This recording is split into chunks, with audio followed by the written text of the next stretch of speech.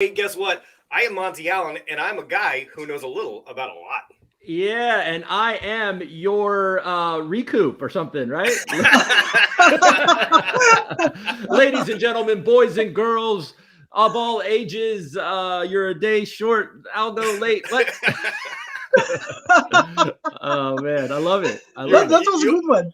You almost have my carnival barker routine down. Almost. Almost. I got to do better. I got to watch. I got to tune in more.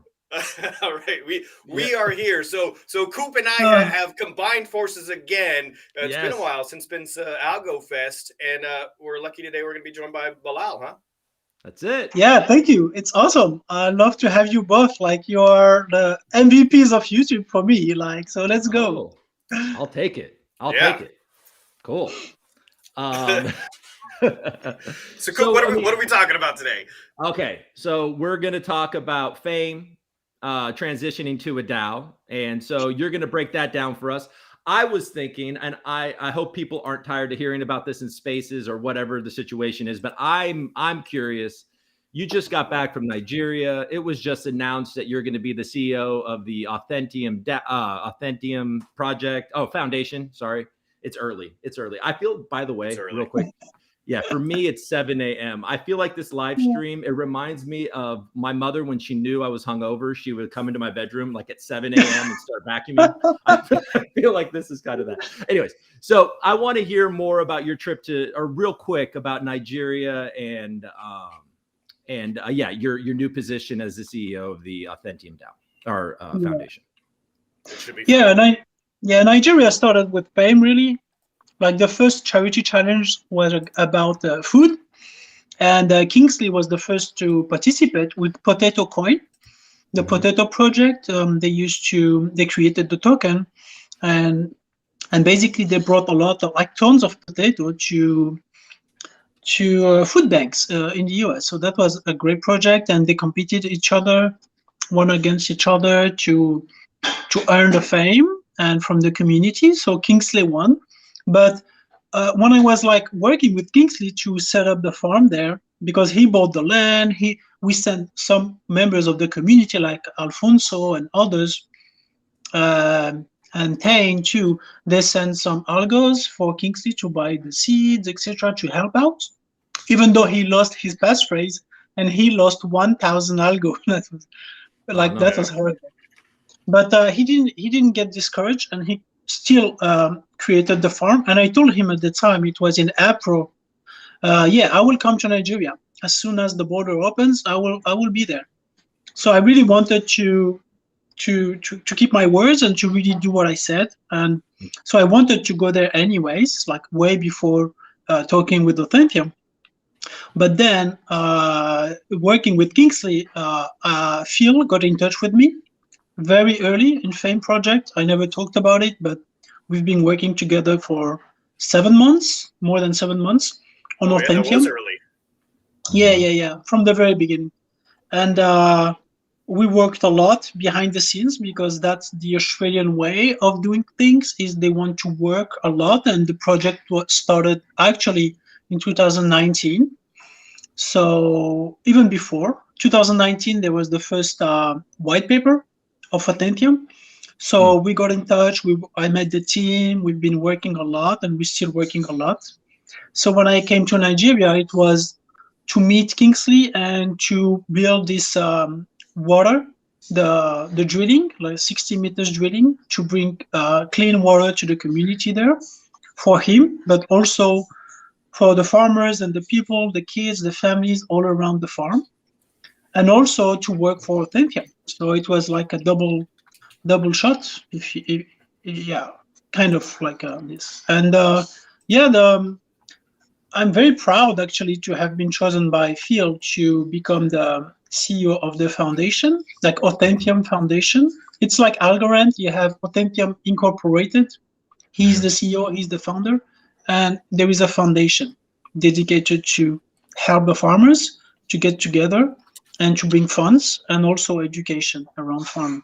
So I'm really focused on that. And that trip was to organize the farmers together. So basically what I did is I created and I joined 7 hubs I call them hubs for lack of better words. 7 hubs were in different regions of Nigeria where I went. And I've been planning that months ago before I go there. So farmers coming together with one local ambassador and one national ambassador to manage the different hubs and to help them get their products to the ports, to the airports, and to the lands.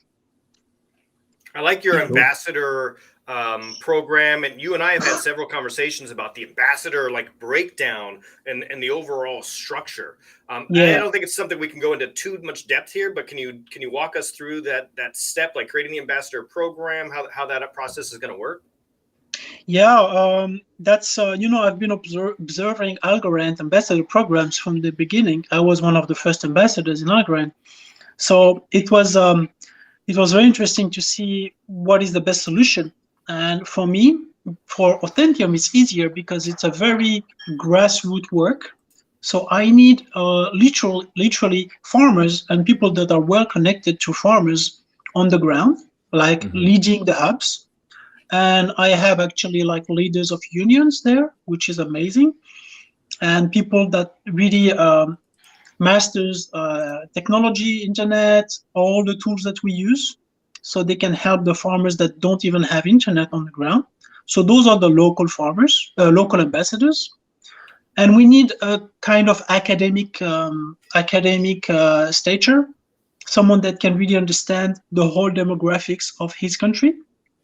And I have Basil, which he has been with me during the whole trip, and we've been working together for many months now. So he's a researcher, so he really knows about the distribution, the economics of the country, the roads, the infrastructure. So we need someone like this that has this academic background that can really understand the country as a whole and connected to politics. So that's Basil. And we need also, and that will be a more open position, like online ambassadors, like we used to be in Algorand ecosystem. We basically just did online.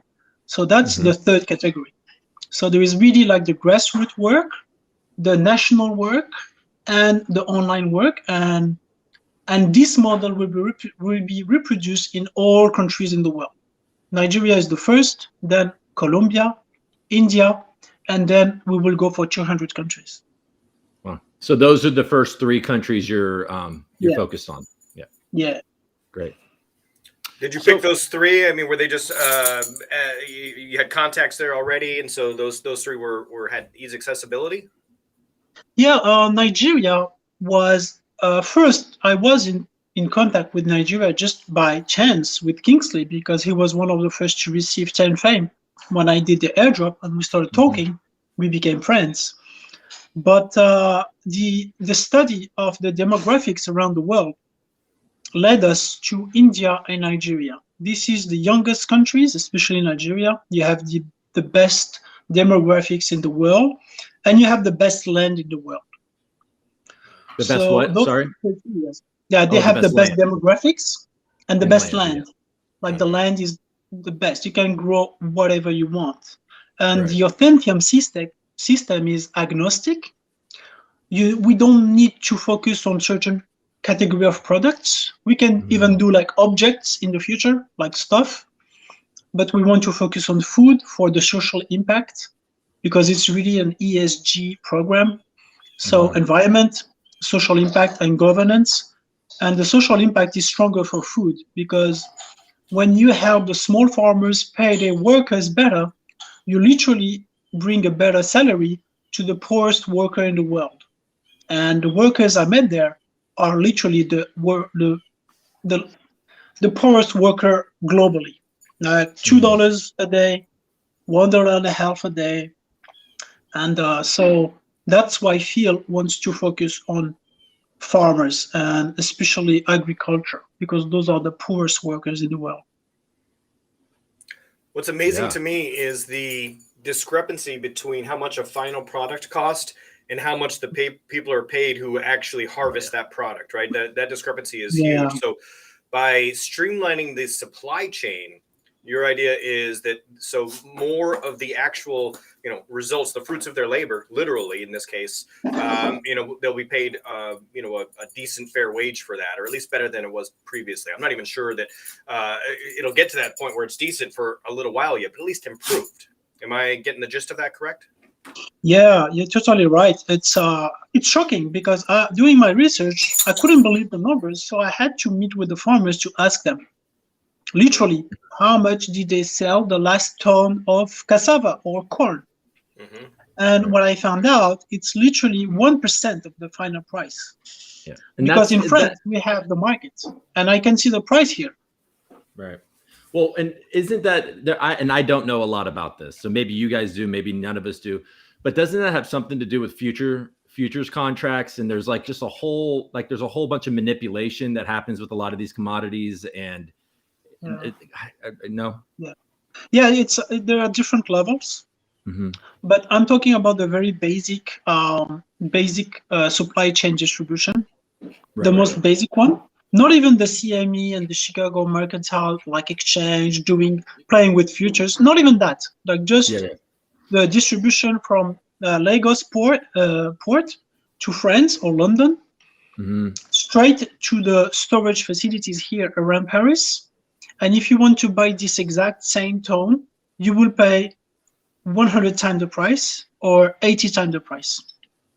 So what I want to do is to bring the farmers together in the hubs to make them organize the distribution from their hubs to the port. And then I'm trying to have deals here in France because it's a French company, ReCoop, who controls all the exportation from Africa. They have the monopoly on distribution. So basically a monopoly. So if I can get a good deal from Lagos and different ports in Africa to Europe, and when it arrives in Europe, we find other distribution directly connected to the buyers, the supermarkets or the restaurants or the people, we can shortcut literally the whole group of middlemen that are making millions to keep this low level of income to the farmers and to their workers, because farmers have workers that are even lower. It's incredible. It's just misery. Like I was walking around the farms and visiting the villages, and I've never seen such a misery. Like I knew about Morocco, I have Moroccan background, so I saw some misery in Morocco, but I've never seen that level of misery. I couldn't even take pictures or take videos. I couldn't. It's just too much. Right. Oh man. So I think we should extrapolate or back up for just a second, because we've talked about two subjects. We've kind of blended the fame and the Authentium conversation a little bit. And I think we should clarify, because these are two distinct entities, even though some of their missions and their ideas are very, very similar, and you're involved with both. So let's back up for a second. Let's just focus in on fame for the next few minutes here. And let's describe that one. And why is that different from Authentium? And what are the main differences there? Yeah, fame, as you know, it was basically I just wanted to reward the OGs of Algorand, like people doing research, like CB Moore, like all the group that have been doing research, like you, Monty, you were here, Daniel's a bit later, but still there is a huge community, and I thought, why not create a token to just reward ourselves? And then I thought this token, when I distributed the 700 to 700 members, I just didn't find any real Algo fam member. It was just 700 people on Twitter. So I stopped, and then I thought about the 3,000 left. How should I distribute it? And I thought, let's make it valuable by being earned and not just given or bought. That's how I came up with the challenges, like art challenges, like the logo. It was an artist, and there was a huge competition. Actually, there were 10 people proposed different type of logos, and at the final was pretty tight, like four type of logos. I still have them. I like the other one too. Yeah. But this one won, and now it's mainstream. And also I thought, let's do for 12 type of arts. Each month will bring a new type of art to raise culture and to raise awareness about creativity. And also for charity, the same. There are 12 ways to help others. There are at least 12 ways. And I wanted to just to remind the people that there are 12 ways to help the community, the people around us. There's not only one way. So that's why 12 type of arts and 12 type of charity, one per month. If people wanted to get involved with that, where would they go to learn more information and get more involved there? Yeah, actually the Discord is the best place for now, because we are getting our own app ready. It's already like functioning. Okay. So, but we wanted to make it perfect. So when the community comes in the app, everything is in. The voting, the live streaming, like we are doing now. We will be able to do live stream events, calls for farmers also to connect together easily, because some farmers can't write and read. So they need to talk like face to face to understand each other. So the app is ready, and Emmanuel is a Nigerian developer, very talented. He has been working like his ass off, like so hard, with Kingsley, not Kingsley the farmer, but another Kingsley, who is also an engineer architect. So they've been working together very hard, and I think they have now, I have it in my phone actually, like I don't know if I can do a demo. I don't know if I can do in this app here. Maybe next time I will show you, but I can send you screenshots. So the app is ready. And what this app will allow the community to do is to not need any other platform that is centralized, that is costly, that is, I don't know, like Twitter was banned. That's how I come up with this idea. Let's have our own platform that no government can ban. So now if they want to ban our Fame app, it will be very, very difficult, because Emmanuel and Kingsley are controlling everything there from Nigeria, where no one knows where they are. Like no one controls anything there. So I'm pretty safe, yeah. So, and we can decentralize it slowly. And so, so we're here also to talk about Fame transitioning to a DAO. So what are your ideas? I mean, I think you kind of touched on a little of that, but what are your ideas on how that's going to work, how you want to implement that, what the time frame, what the roadmap looks like for that? Yeah, basically the roadmap is very simple. The 2 challenges per month, for instance, on January, we have the challenge for land art and fight against cancer. So what I'm trying to do is to have for each month 2 elections. One for the art minister, like the land art, who will be our land art minister, and he will receive fame in a regular, or we can decide, like the community will decide everything, but we can either send him his fame after his months, or we can fractionalize it during the whole year and give him a portion every month. That's the community. I will put that to vote. But basically, we will have 2 elections per month. So the January, you just need to go to the Discord and to put yourself, like to just add yourself, like start your campaign basically on the month of January. I want to become a minister to fight cancer. And we have candidates already. And we will vote. Let's say there are 4 candidates. We will vote with the usual A, B, C, D wallets of fame. And the one who receives the most fame will be elected. And we will go through the 12 months during all 2022. That's the first section. That's the easiest to do. And that's what we're going to do. So I don't need to manage the challenges. There will be 1 minister per challenge. And his job is to organize a good challenge every year. Got it. And it'll be a recurring thing on that particular month. So if I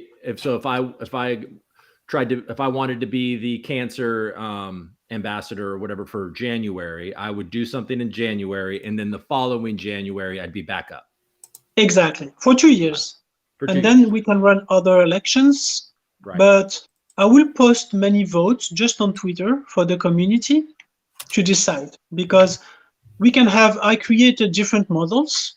I created a model with a president and 24 ministers and one media, could be one of you, to be elected by the community, and one dev that can be Emmanuel to start, and then they can be elected.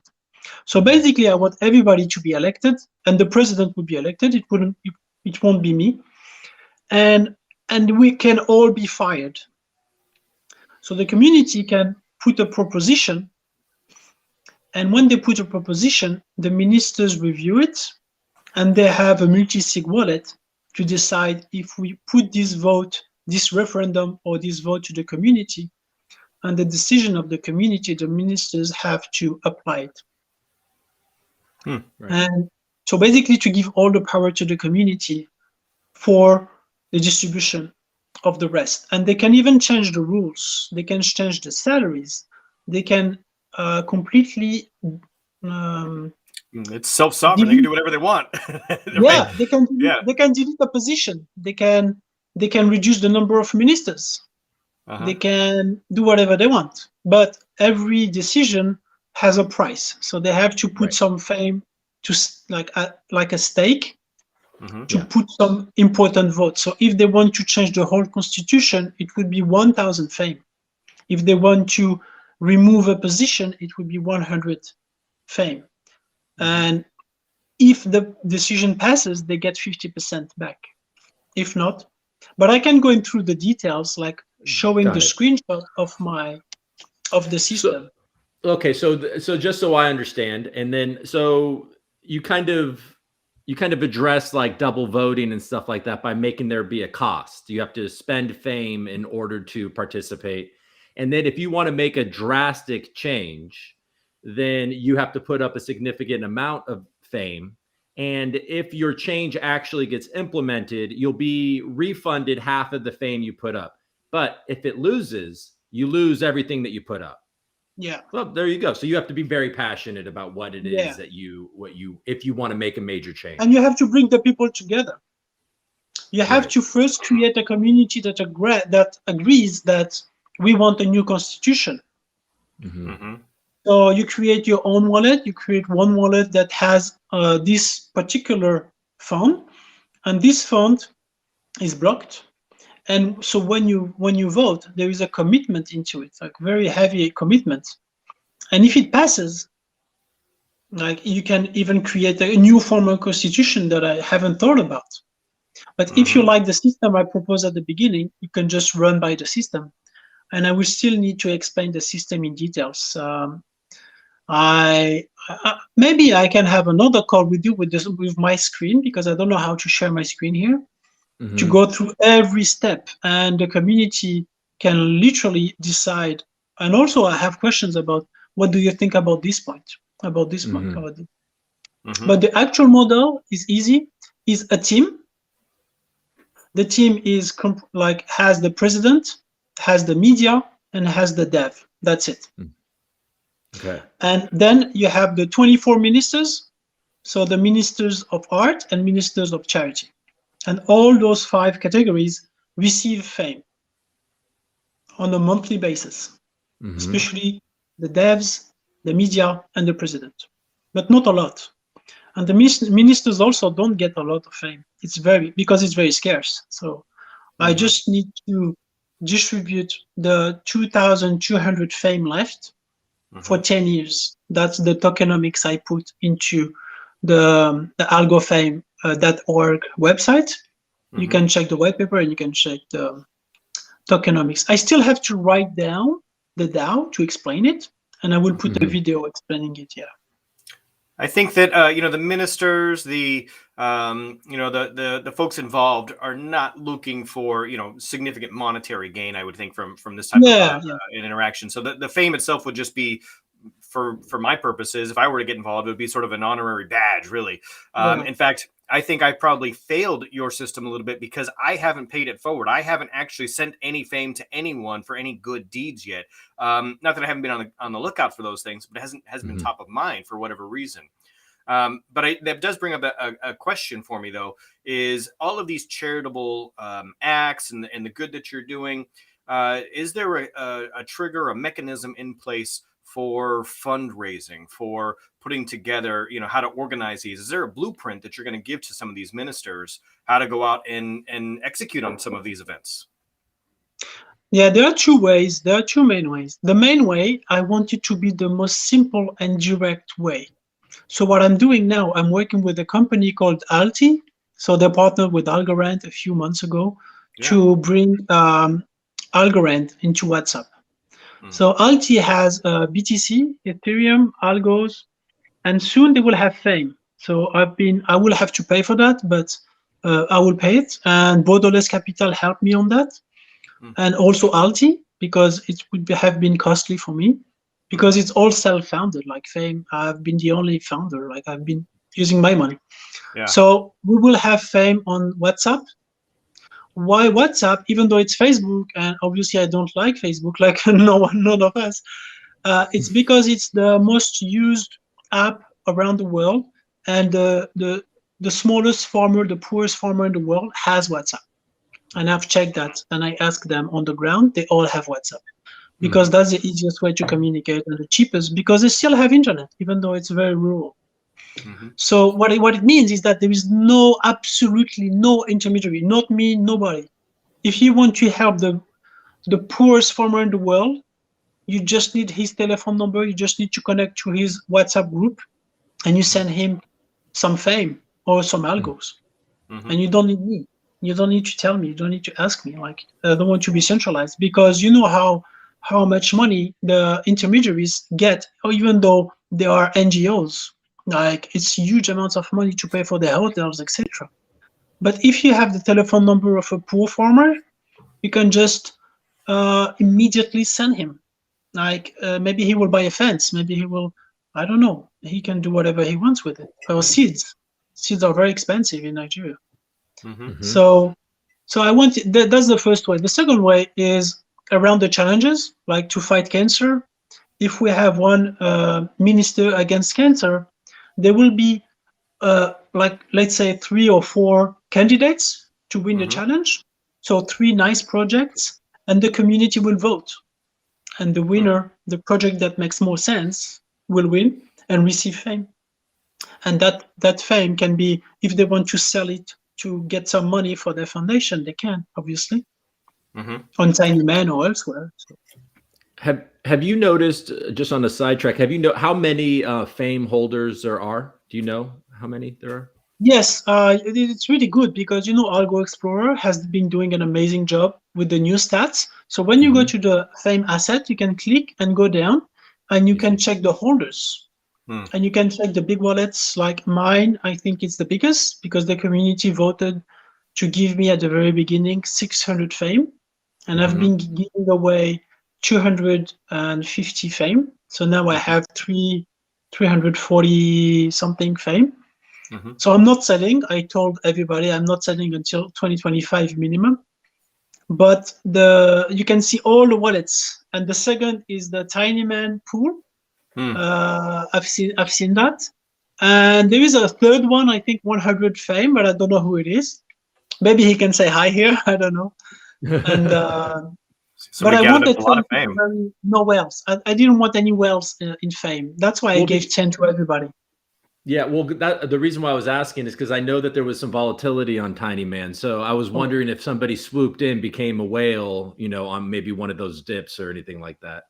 I don't think so. I think the biggest is 100 Fame. So which is okay, but he can control the vote. He can decide basically who will be the next ministers. Like that's a governance power. Right. But but then he won't be able to do that the next time. Yeah. Right. Because he'll have to spend that Fame, right? Yeah, exactly. Yeah. Because he has to spend, so he doesn't have unlimited power. His power is used for each decision, so he has to be sure that this decision is important to him. It's that forced redistribution. That's interesting. Game theory, yeah, exactly, yeah.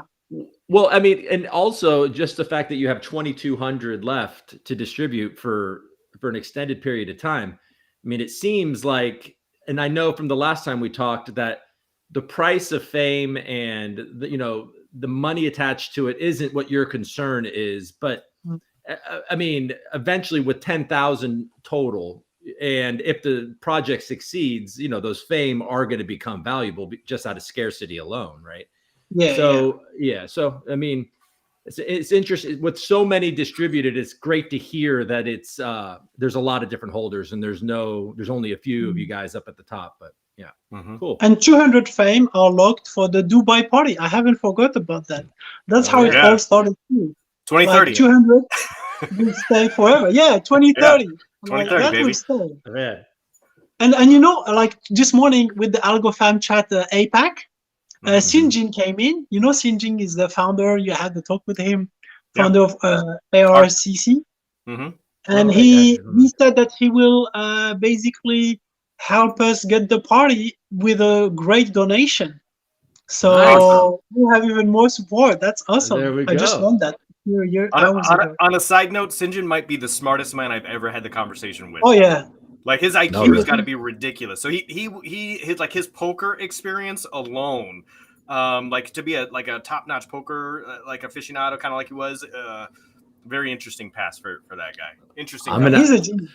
Yeah, I don't know a lot about that project or him, so I'll have to check out that interview. It was impressive enough for me to interrupt our interview and talk about some guy who's not even here. That's how impressed I was with him. Nice. Yeah. I am a little concerned, Bilal. So back to fame. So with 24 ministers and so many kind of folks in the mix, do we run the risk of too many cooks in the kitchen? What if nothing gets done? I got some great ideas for you, but then I think, Bilal can't just go implement these changes unilaterally. We got to wait till January and then put it to a vote. And I don't know. I'm worried about that. What do you think? Yeah, that's a very good question, because that's something I was worried about. But then the system doesn't care how many people are there. Why? Because it's 4 multi-sig wallets of 7 signatures. So the art ministers will be split into multi-sig wallet of 7, because the 7th is just if there is an 3-3. Yeah. So the 7th is the president. That's why it's important to have a president. He doesn't have any power. It's just to not stuck the voting. So the president will be on each multi-sig, on each of the 4 multi-sig. So even if we have let's say only 3 art ministers, no one wants to become an art minister, well, it can still work. Okay. They will still have the power to vote, and there will still be a decision to be made. So I've got an idea here for you. So I mean, I know we've got these fantastic projects we want to put into place, but I haven't seen yet a centralized database and a listing of all of these projects. So me as an investor or Sinjin or somebody, we want to go in and we want to support some projects. I recently was involved with Climate Trade. I'm not sure how much either of you are familiar with Climate Trade, but Climate Trade, you purchase carbon credits. And they've got, 40 different projects that you can support with your carbon credits. And there are things like reforestation, solar ovens, providing clean water, all of these fantastic projects, very similar, Bilal, to what your folks would be involved with, I think. And you can go in and pick and choose which products you're interested in.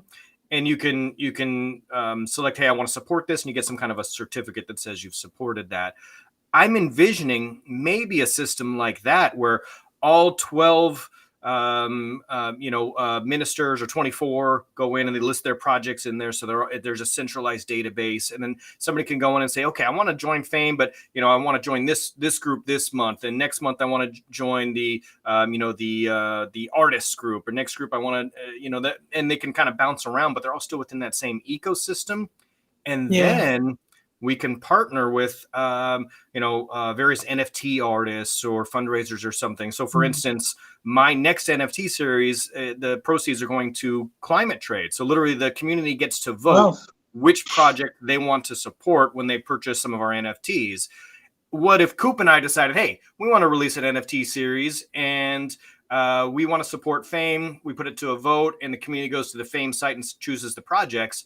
And then that gives an easy way to generate revenue for, all of these various projects. And you could put together, I don't know, kind of a resource page or something like that. How do you start an NFT project that's going to sponsor this? How do you do an online concert? How do you do all of these other events?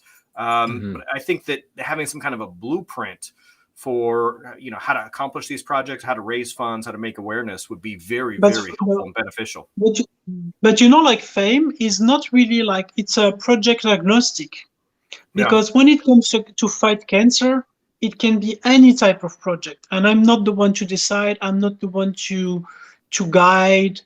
It's the community that decides which product they like based on the community's criteria. So I don't bring any type of expertise on what project should win. No opinion, nothing. And I basically 2022 will be out, because if I'm not elected president, I'm out. And all ministers are elected, the president is elected, the media is elected, the dev is elected. And if someone mess up, he can be fired by the community. Right. So to answer your question, total accountability. Yeah, total. And it's very easy to fire someone, so it's good. And also, to answer your question, the projects can be anything, because I don't want to limit the creativity of the project to fight cancer or artists or whatever. The community decides, they can choose whatever they want. It's not my problem. I will just be watching, and it's a kind of 10-year social experiment, to be honest. Can a group of people select interesting charity project and interesting arts? So far, I really like the logo. So I think the community really chose a beautiful logo. And I think the community was right to choose Kingsley for his farm. I think the community was right to choose Dan for when he was cleaning the streets with his family. I think the community was right when they choose Will when he did this Algorand song. And some months the community didn't vote. They didn't care. So there was no voting. No activity. And I just gave 5 Fame to the only person who participated to the dance challenge, because no one wanted to dance. So maybe the community don't care about dancing. I don't know. And so on and so forth. The community decides. And if they decide to not care, it's the choice of the community. It's not mine. So it's really agnostic. I take an approach where I don't touch things so much. I just let the people do whatever they want. And the Fame project is just a reflection of their decision as a community. Yeah, I like that. And I think the essence of the DAO is, that decentralized. I wasn't suggesting we should have some kind of centralized recommendations. I think all of those ideas should be crowdsourced. I just wish there was a centralized database or someplace where somebody could put up their idea, and where it's time to vote, where do I find all this information? Or if I want to donate, where's that central you're right. location? Sorry, I didn't understand. Yeah, you're right. The website, now we are working seriously on the website. That was the weak point of the Algo Fame project altogether, because the website, I'm not a developer. I just have limited skills as a developer. So the website was pretty bad. So now we have someone for the website, and the app is coming behind to take care of everything. Nice. So basically we have the website for now, with my limited skills and a very small, we're starting to work. Now we have Kingsley, the developer, working on it with Emmanuel. So that's something that we're going to fix. And this database that you just talked about, we will be able to share more on the website. I invite everybody, if you have Fame or if you don't have Fame, to go there, because each member can write articles freely about anything. And you could put videos, photos, and just express yourself as a free member. So anyone can write his own article there. And there is no censorship, obviously. You can, if you want to insult me, you can. I won't delete it. Even though sometimes I'm getting tired of people being disrespectful to me, but I don't mind. You can do it, and the website is there, and then we'll make it better. Yeah. Is there anything about people being disrespectful that you want to address? Is there, I mean, like what, or is it just kind of like let it go? But I mean, look, yeah, I don't know. Is there anything, is there anything we should address there? Yeah, not really. I've been disrespected like by some members, like being a dictator, or like a rug pull, or I'm a scam, or fame is a scam, blah blah blah. But at the end of the day, I just ignore them, because what matters is what the nice people of the community think. Like, and I have good feedback from the people I respect. So, which is the most important thing to me. So if someone wants to insult me, he can basically. I will just block him on Twitter. I blocked, I think, 3 or 4 guys, and they've been saying like I'm a dictator because I block people. But of course, you're insulting me, so I block you. I don't need any how we say, I don't need any more bad vibes. No, you don't need to sign into Twitter and just be like, it's always bad, you know, or negative. It's like, and then all your focus is on the negativity rather than all these cool things that you're trying to do.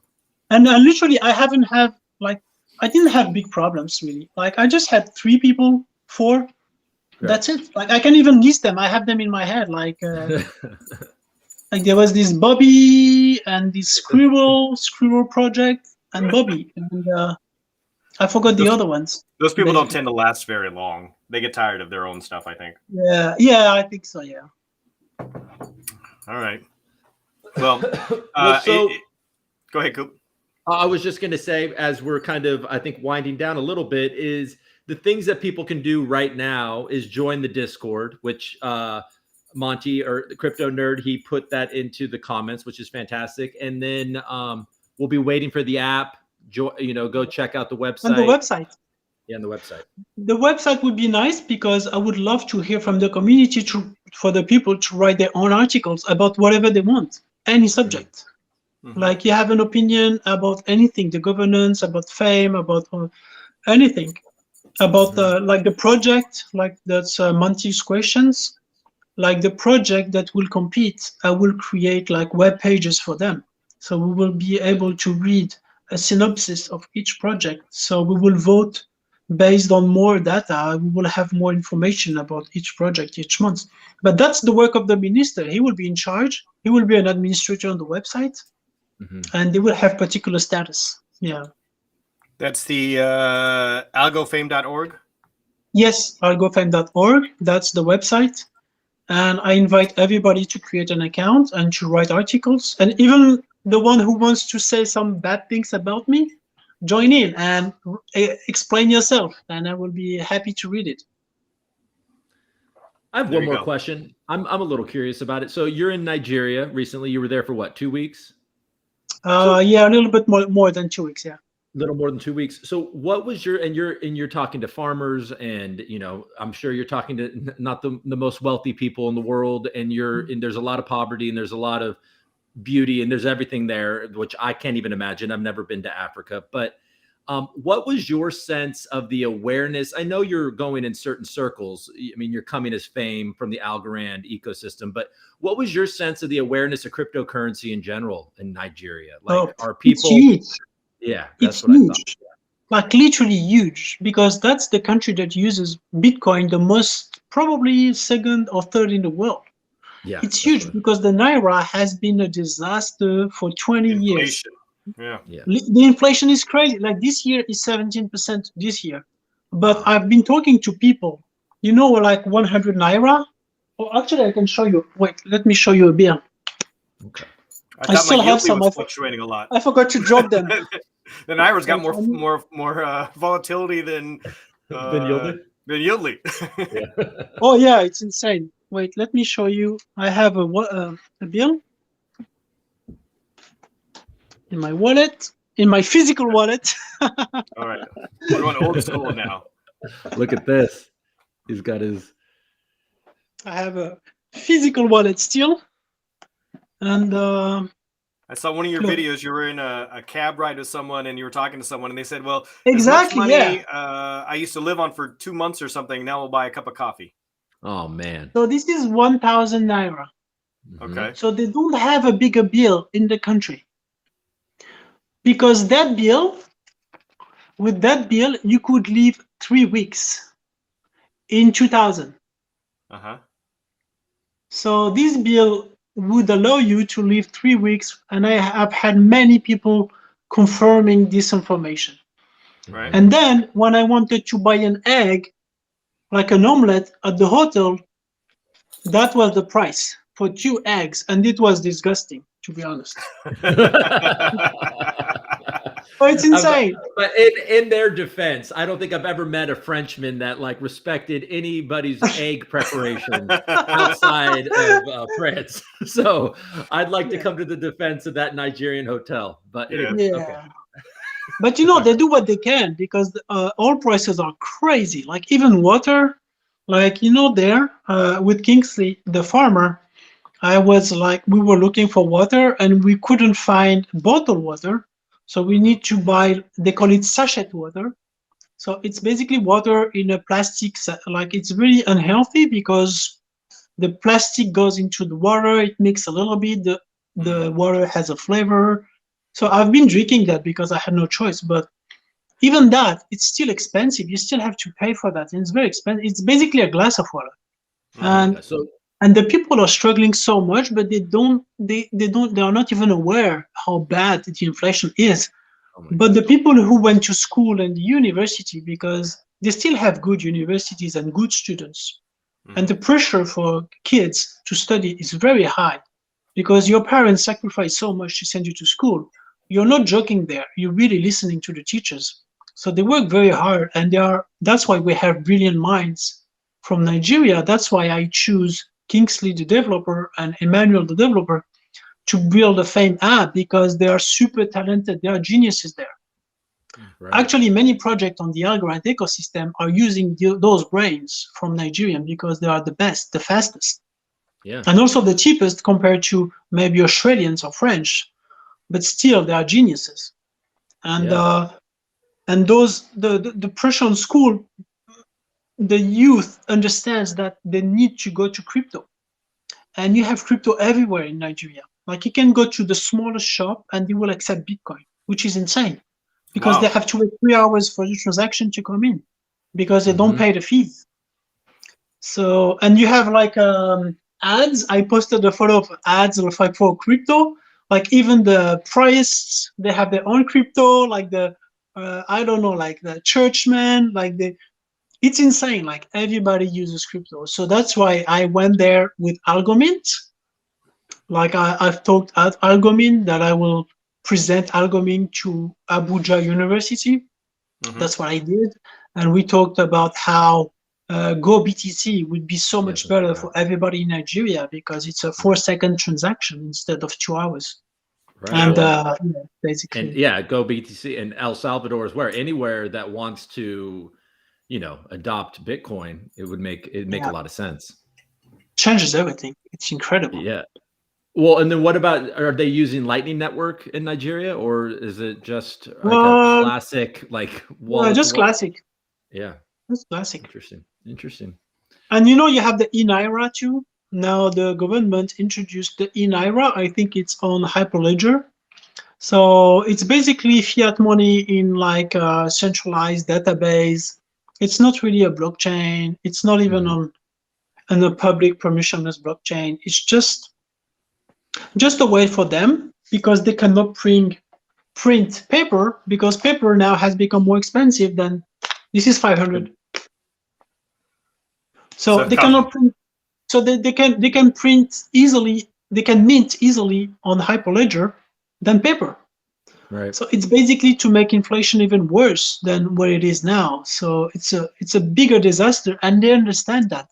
Everyone I talk to, I asked them about the e-Naira. They said, no, I don't touch this shit. I don't want to get involved with that. I don't want it. Even though the cash is horrible, because when you go to the ATM, I couldn't withdraw more than 10,000 or 20,000, which is insane. Like it's $20 or $30. Wow. Well, yeah, and I mean, what was I going to say? Never mind. Moving on. Yeah, it's early. Yeah, no, the but situation there is horrible, and the pressure, the banks are so horrible. I couldn't pay my hotel, for instance, because nothing works. Like you cannot withdraw cash. You try to pay with your card, the POS doesn't even accept international cards. Wow. So I tried like 3 cards, doesn't work. ATM doesn't work. I just asked them to take the money from online, like from a bank transfer, because it's horrible. So crypto changes everything, like everything. Well, and then, I think a lot of people look at Bitcoin and they think, oh, it's so volatile. And there's definite volatility. It was at 64, fell down to 28. But if you look at the world and, Nigeria looks at Bitcoin as a stable currency, even with that volatility compared to, I mean, come on, that bill you just showed us 20 years ago paid for you to live 3 weeks or whatever you said. And now it can buy you 2 gross eggs at your Western hotel, but literally. Yeah. And they know about stablecoin too. They use USDT. Okay. They're not stupid. Like everybody knows how to use USDT. Yeah. They know Binance. They know decentralized exchanges. Now they're using TinyMan. Like the people that are connected to Algorand, they know TinyMan. Yeah. Like people like uni students are very, very smart, very bright students. When I had the talk there about Authentium, about Algomint, about PayScript, about Fame, they get it immediately, and they are really bright brains. Like it's it's a progressive education system that they have there. So hopefully the education pays off, in future generations. So Fame, we posted the Discord, the website. Fame is moving to a DAO. Officially, it sounds like January 1st. That transition will be hopefully finalized. So we'll be able to see your dream kind of step into fruition, and we'll see if you get voted in as president. I don't know, right? Yeah. We'll see what happens. Not sure. Not sure I would be a candidate, actually. Go. Not sure. Yeah. Well, if somebody's out there and they want to be president, they can just start making articles on the website right now and start rallying the troops to put together their campaign, so to speak. You were selected and announced as CEO for Authentium. Congratulations again on that. Thank you. I think that the mission and the belief between the two, there's a lot of bleed over, and you are a natural candidate for that. So I'm super happy to see your success there. And more importantly, I think very impressed with Authentium's mission and their execution up to this point in time. And I can't wait to see what else they get to implement because I think like this is just the tip of the iceberg. Oh yeah. I can tell you more about Authentium if you want. Yeah, I'm super stoked about Authentium and what's going on there. Feel free to chime in. Tell us more. Yeah, Authentium basically is Phil Talbot. He's a real businessman. He worked in Australia. He's been a leader for different technologies to Coca-Cola, McDonald's in Australia. So he's a big entrepreneur, and he is from a farmer's family. Like his mother was a dairy farmer, his grandmother was a dairy farmer.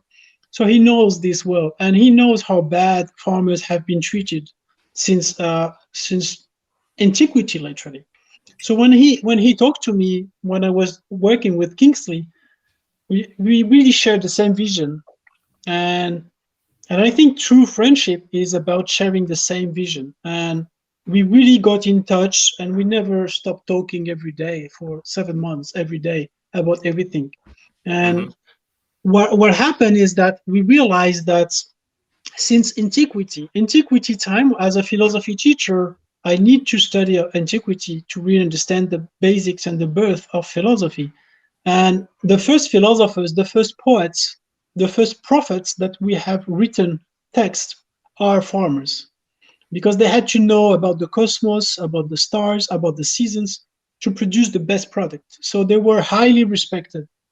And what happened during the course of history is that this respect dropped and dropped and dropped and dropped until today, when we have basically what they call workers They are surrounded by machines. They don't understand what they're doing. And we completely forgot what's the meaning of food and how food is our only link between humans and nature. So to bring the spotlight back to those people, to me, is a philosophical revolution. Phil is not as radical as me, but he's more like moderate, maybe wiser. But for me, is we need to change the whole way, the whole vision about food, about the nature, about farming, about consuming. And I'm tired of eating food that I don't know who did that, who made that. I call it anonymous food. Like I've had we're very disjointed away from our food supply. Yeah, absolutely. Yeah, it's insane. Like we just made like some homemade burgers, but I don't know where the flour comes from. I don't know which grains, which country. And we've been eating all that. We don't even know what we're eating, literally. And I thought, with Kingsley, I thought every farmer should be as famous as Kingsley. Now Kingsley on Facebook, because in Nigeria they use Facebook a lot. He has like thousands of followers because people are listening to him. He's a leader, a local leader, an online leader. That's amazing. And every farmer should be like that because he feeds us. Like he's literally putting food in my mouth. And I don't know his name. I don't know how the food was produced. So Authentium is about how can we all know what we're eating. That's the goal. I should know what I'm eating. It's crazy that I don't know. Well, and you as a consumer, you mentioned a hamburger and talked about the flour, but also just the meat in a hamburger is like, oh my God, how many different animals? I don't want to think about that. Yeah. No, it's horrible, right? Yeah, it's terrible. Ground beef. That's why I'm vegetarian. Are you? Yeah. Are you? Yeah.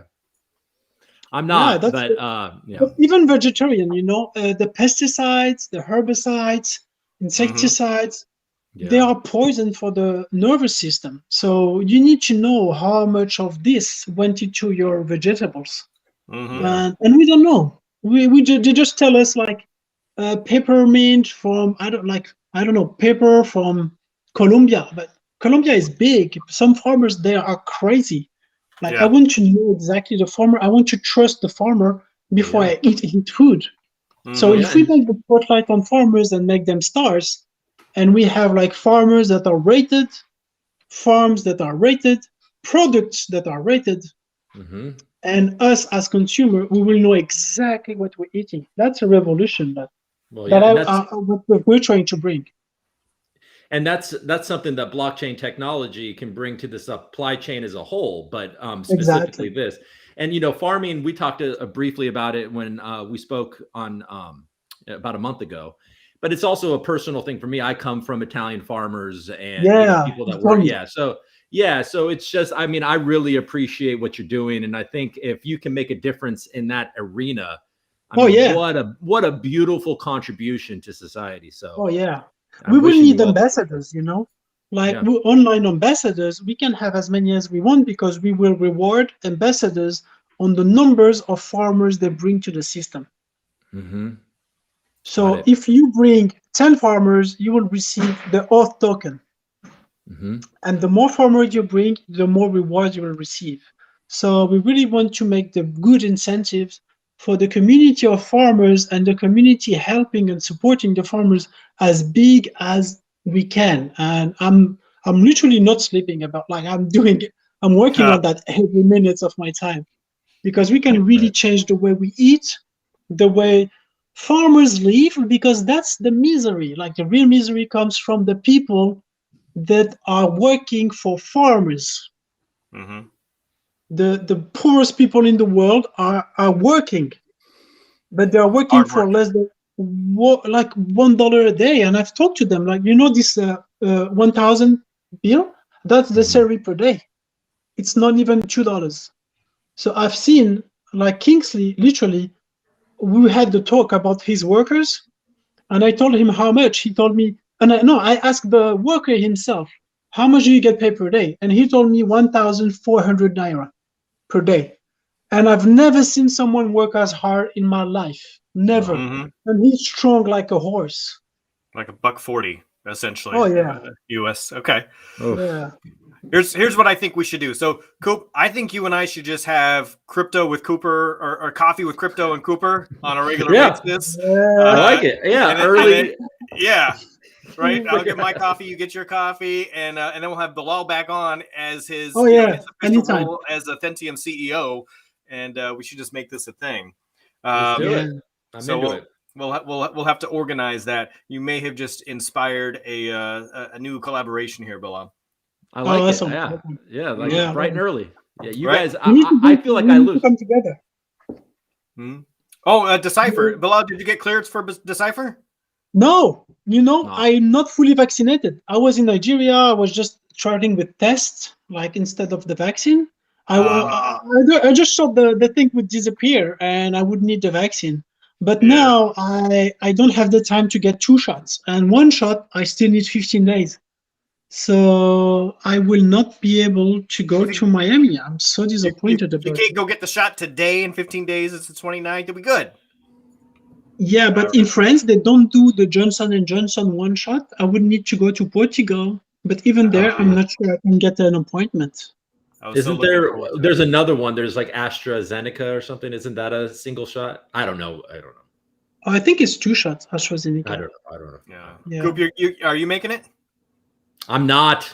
Oh no. I know. I'm upset about it. I'm upset. I couldn't quite swing it this year. I did the virtual package where they'll send me something, so at least I can like lie about it and pretend that I came. I will give you both shout outs. So I have been selected. I will be doing the emceeing, the hosting for the virtual audience via the light box. I think is what they're calling it. So I'll be on stage with a bunch of folks. It'll be really cool. Good for you. Coop, next year you got to be there with me. We can co-host. I hope so. So well, that's so cool. I can't wait to watch. It'll be fun. So I will give you both shout outs and wish you were there. But maybe next time. All right. I think we should wrap up here. We got about an hour. These things. It's easy to just keep talking about this. That's what we got to do it on a regular basis. Yeah, awesome. For sure. All right, gentlemen. Well, thanks to everybody for watching. It's there's like just never enough time to get through everything, but hopefully we've given some valuable information here, huh? Any other last words from either of you? How about you, Bilal? Just connect to the Telegram channel of Authentium Fame and go create an account on algofame.org to share your ideas and talk soon, my friends. All right. Thank you, everyone. Happy Sunday, everyone.